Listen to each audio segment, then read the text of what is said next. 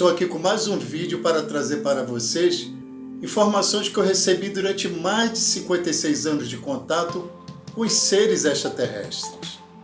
Neste vídeo, Palot vai falar sobre os reinos, sobre a reencarnação, vai falar sobre a evolução do espírito no reino vegetal e no reino animal. Ele vai explicar também quais os motivos que levam ao atraso espiritual para a evolução entre o reino animal e o reino humano. Eu estou disponibilizando na descrição deste vídeo uma playlist onde você encontra todos os vídeos na ordem que eles foram compartilhados. É muito importante que vocês assistam os vídeos na ordem que eles foram compartilhados para o melhor entendimento do todo.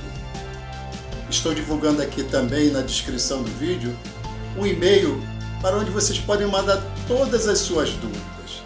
Não sigam com dúvidas. Em caso de dúvidas, envie um e-mail com a sua dúvida. Assistam ao vídeo e fiquem com Deus. Palot diz que, libertando-se do reino mineral, este passa para o reino vegetal, iniciando um processo em uma planta unicelular. Esta unicelular multiplica-se em milhares de outras. Este mesmo espírito que antes habitava uma só célula expande-se para as demais originadas a partir da inicial. Palot explica que, quando uma dessas células morre, sua parte espiritual desencarna e volta a fundir-se ao espírito total, em uma outra porção espiritual. Partindo do espírito inicial ou total, reencarna em outra célula. Desde que essa seja prole ou descendente da célula inicial, onde o espírito reencarnou primeiramente. É impossível que o espírito que habitava uma determinada célula, ao desencarnar, este mesmo volte a habitar uma outra. Analogicamente, é o mesmo que um balde d'água. Se você retirar o copo da água, e o balde representando o espírito total, e o copo d'água sendo o espírito que reencarnou na planta unicelular. Ao desencarnar, é o mesmo que devolver essa água ao balde e novamente retirar o outro copo, que seria a porção espiritual que reencarnará em uma nova célula. Será impossível retirar aquele mesmo copo d'água que fora devolvido ao balde com aquelas mesmas células. Este outro copo d'água, que seria o espírito que habitará a nova célula prole ou descendente da inicial, será uma nova porção espiritual que irá reencarnar em outra célula. E Palot continua. Chega um determinado ponto que o espírito já evoluiu bastante e passa a habitar um vegetal mais complexo, como, por exemplo, uma violeta. Esta cresce e suas sementes e mudas originarão outras mais. Nestas habitará o mesmo espírito que habitava a violeta-mãe. Isto significa que o espírito da violeta-mãe está evoluindo e expandindo. Palot dá exemplos.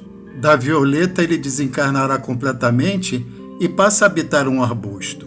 E o mesmo processo se repete.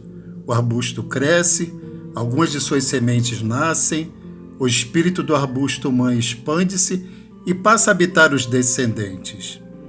Neste caso, porém, nem todos os arbustos originados serão habitados pelo espírito do arbusto-mãe, porque quanto mais evoluído ele vai se tornando, menos coletivo também se torna.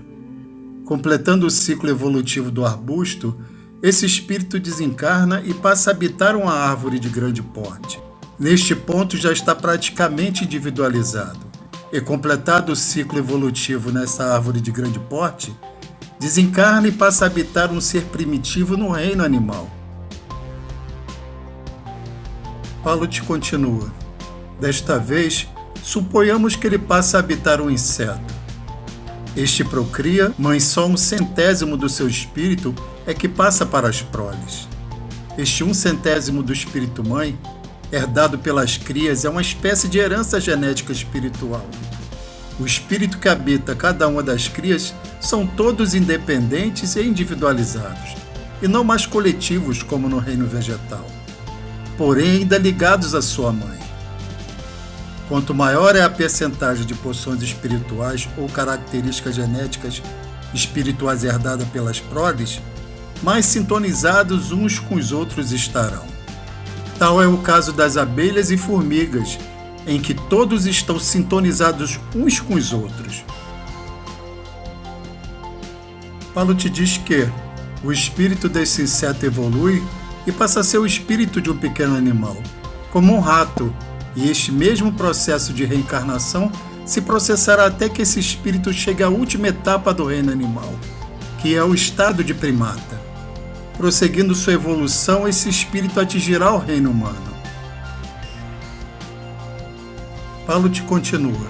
Esse espírito, antes de ser humano, é preparado por entidades espirituais, sendo submetido às instruções preliminares para poder evoluir no reino humano.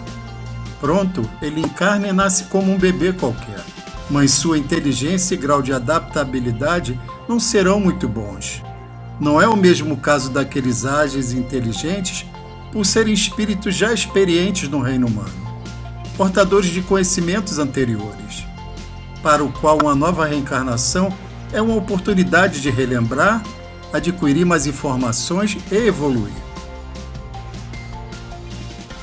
Paulo te diz que todo o processo de passagem do reino mineral para o reino vegetal e deste para o humano leva cerca de 800 milhões de anos se processado normalmente. Isto é, sem interrupções evolutivas, pois quando uma espécie animal entra em extinção, há o atraso do processo evolutivo. Paulo te exemplifica. Hipoteticamente, um espírito encarnado em um cachorro e que tem um macaco como próximo passo na ordem natural da evolução através da reencarnação, o espírito do cachorro terá o processo alterado e sua evolução atrasada se o macaco for extinto. Se cada encarnação do cachorro valesse 2 pontos no processo evolutivo e 4 pontos a encarnação como macaco, e para encarnar no reino humano tivesse que somar 10 pontos, este espírito encarnaria normalmente uma vez como cachorro, ganhando 2 pontos, e mais 2 vezes como macaco. Somando ao todo 10 pontos na escala evolutiva, esse espírito estaria apto a encarnar no reino humano. Mas se o macaco for extinto, todo o processo sofrerá alterações e atrasos, pois precisará de 5 encarnações como cachorro para poder encarnar no reino humano. Isto significa 2 encarnações a mais do que por vias normais da evolução. Paulo te diz que, na história da evolução no planeta Terra, houve muitos atrasos no processo evolutivo. Devido ao ambiente muito hostil, houve muitos atrasos no processo evolutivo. E no que diz respeito ao homem, não surgiu no planeta através da evolução orgânica do primata. Somente o espírito continuou a evoluir e a tornar-se humano. O reino humano não é o último estágio evolutivo do espírito. A evolução é infinita. Existem estágios além do reino humano, e todos relacionados com a reencarnação e dimensionamento. No próximo vídeo, Paulo te fala sobre a fusão dos planos material, astral e espiritual. Até lá e fiquem com Deus.